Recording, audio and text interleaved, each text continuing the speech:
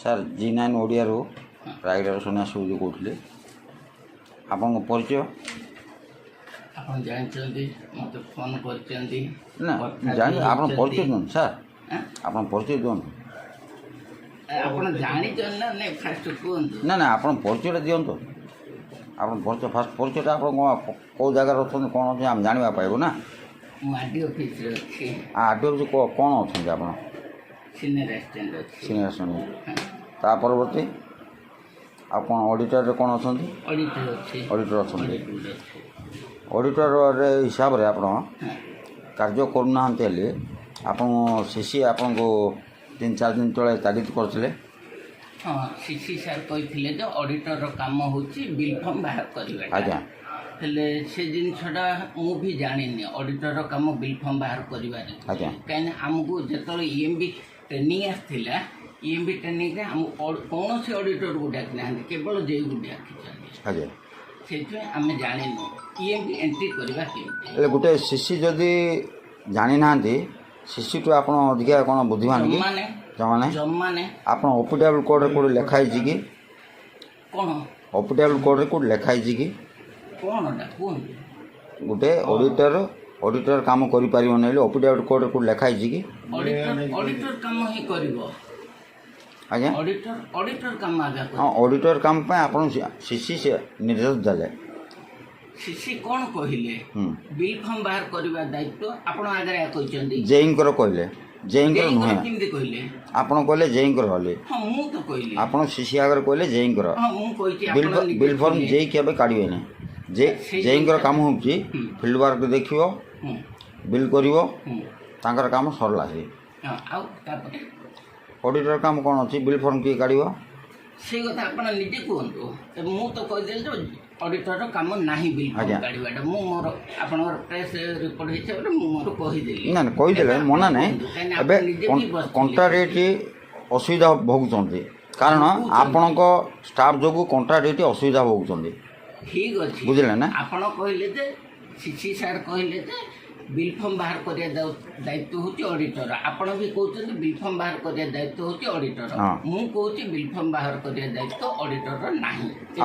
ନା ନା ଆପଣ କାଲି ଆପଣ ମୁଁ ଫୋନ୍ କରିଥିଲି, ଆପଣ ମୋ ସହିତ ଚ୍ୟାଲେଞ୍ଜ ମାରିଥିଲେ OPW କୋଡ଼ରେ ନାହିଁ ତ ମୁଁ ଏବେ ବି କହୁଛି ସେ OPW କୋଡ଼ଟା ଟିକେ ଦେଖେଇବେ।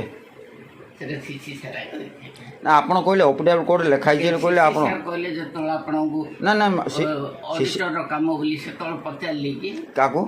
ସିସି ସାର୍ ଯେତେବେଳେ ଆଜ୍ଞା, ସିସି ହେଉଛନ୍ତି ତାଙ୍କ ମେନ୍ର ମୁଖ୍ୟ ଯନ୍ତ୍ରୀ। ସେ ଯନ୍ତ୍ରୀ ତାଙ୍କର ଅଭିଜ୍ଞତା ଅଛି ବୋଲି ସେ କହିଲେ ଅଡ଼ିଟରର ଦାୟିତ୍ୱ। ବୁଝିଲେ ନା?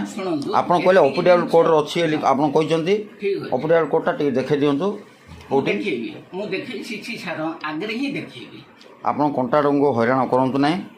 ବୁଝିଲେ ନା? ହଇରାଣ କରିନାହାନ୍ତି ଏଠି, କାହାକୁ ହଇରାଣ କରିନାହାନ୍ତି। ଆପଣ ଠିକ୍ 10ଟା ସକାଳ 10ଟା ହେଲେ ସକାଳ 10ଟାରେ ଆସିବେ। ମୁଁ ସକାଳ 6ଟାରୁ ଆସୁଛି, CCTV ପ୍ରୁଫ୍ ଅଛି। ଆପଣ 10ଟା କହିବା ଦରକାର ନାହିଁ। ମୁଁ ସକାଳ 6ଟାରେ ଆସୁଛି, ଆଉ ଆଜି ଆସିଛି ସକାଳ 6ଟାରୁ, ଆଉ ସବୁଦିନ 9:30ରେ ଆସୁଛି। CCTV ପ୍ରୁଫ୍ ଅଛି। ଯାଉଛି ସନ୍ଧ୍ୟା 7ଟାରେ, CCTV ପ୍ରୁଫ୍ ଅଛି। ମୁଁ ନିଜେ କହିବିନି କି କିଏ କହିବା ବି ଦରକାର ନାହିଁ। ଆଗାମୀ ଦିନ ଜଣାପଡ଼ିବ। CCTV ନା ଆପଣ ଯେଉଁ ଷ୍ଟେଟମେଣ୍ଟ କହୁଛନ୍ତି ଆଗାମୀ ଦିନରେ ଜଣାପଡ଼ିବ। ଆପଣ ଯେଉଁ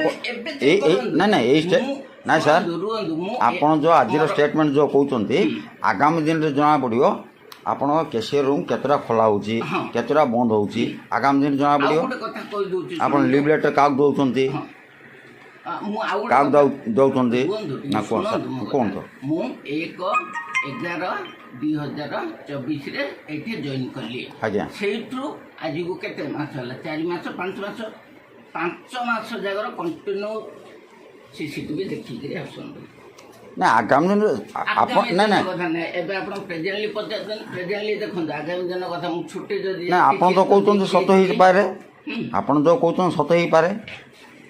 ମେ ନଟ୍ ବି, ସେଥିପାଇଁ CCTV ପ୍ରୁଫ୍ ଅଛି। ଠିକ୍ ଅଛି, ହେଲେ ଆପଣଙ୍କର ବିଲ୍ ଫର୍ମ କାଢ଼ିବାରେ ଆପଣଙ୍କ ଦାୟିତ୍ୱ ନୁହେଁ। ମୁଁ ଏବେ ବି କହୁଛି, ଆଗକୁ ବି କହିବି, EIC ଆଗରେ ବି କହିବି ଯେ ଅଡ଼ିଟରର କାମ ନାହିଁ ବିଲ୍ ଫର୍ମ ବାହାର କରିବାର। ସେ ଆପଣ କହିଲେ ଜେଇର କାମ ଆଗରେ କ୍ୟାମେରା ଆଗରେ କହୁଛି। ଜେଇର କାମରେ କହୁଛନ୍ତି? ହଁ, କ୍ୟାମେରା ଆଗରେ ହିଁ କହୁଛି। ଆପଣ ସିସି ସାର୍ଙ୍କଠୁ ଶୁଣିକିରି ଏଇଟା ମୋତେ ଆପଣ ପଚାରୁଛନ୍ତି। ମୁଁ ସେଥିପାଇଁ କ୍ୟାମେରା ଆଗରେ କହୁଛେ ଅଡ଼ିଟରର କାମ ନାହିଁ ବିଲ୍ ଫର୍ମ ବାହାର କରିବାର ଆଜ୍ଞା ହେଲା। ଏଇଟା ଆପଣ ଦେଖାନ୍ତୁ, ରୁହନ୍ତୁ ଶୁଣି ସାରନ୍ତୁ, ପୁରାଟା ଶୁଣନ୍ତୁ। ଏଇଟା ଯଦି ମୁଁ ଯେଉଁଟା କହିଛି ଯଦି ଠିକ୍ ହେଇଗଲା ଆପଣ କ'ଣ ସିସି ସାର ଉପରେ ଆକ୍ସନ୍ ନେବେ କୁହନ୍ତୁ। କ୍ୟାମେରା ଆଗରେ କୁହନ୍ତୁ। ଯାହା କାର୍ଯ୍ୟାନୁଷ୍ଠାନ ହେବ ଠିକ୍ ଅଛି, ଯାହା କାର୍ଯ୍ୟ ଆଗାମୀ ଦିନରେ ହଁ ଆଗାମୀ ଦିନରେ ଯାହା କାର୍ଯ୍ୟାନୁଷ୍ଠାନ ହେବ ଆପଣ ନାହିଁ ସିସି ନାହିଁ ସମସ୍ତେ ସମ ସମସ୍ତେ ଇଆଡ଼େ ଶୁଣନ୍ତୁ ସମସ୍ତେ ସରକାରଙ୍କର କର୍ମଚାରୀ ସାର୍ ସମସ୍ତେ ହେଉଛନ୍ତି ସରକାରଙ୍କର କର୍ମଚାରୀ। ଲୋକଙ୍କର ସେବା ପାଇଁ ଆପଣଙ୍କୁ ସରକାର ଆପଣଙ୍କୁ ବସେଇଛନ୍ତି ଜେଲ୍ରେ, ଆମକୁ ବସେଇ ନାହାନ୍ତି। ବୁଝିଲେ ନା ବୁଝିଲେ ନା ଆପଣ ଯଦି ଷ୍ଟେଟମେଣ୍ଟ ଯଦି ସତ ହେଉଛି ଅଫିଡେଭିଟ୍ କୋର୍ଟରେ ଅଛି ସିସି ଯଦି ମିଛ କହୁଛନ୍ତି ସିସି ଉପରେ ଆକ୍ସନ୍ ନିଆହେବ କି ଏଜୁନ ଉପରେ ନାଇଁ ଆପଣ ଷ୍ଟେଟମେଣ୍ଟ ଆପଣ ଦିଅନ୍ତୁ ଆପଣ ଷ୍ଟେଟମେଣ୍ଟ ଆପଣ ଦିଅନ୍ତୁ ମୁଁ ଏଜୁନ ଷ୍ଟେଟମେଣ୍ଟ ମୁଁ ନେବି।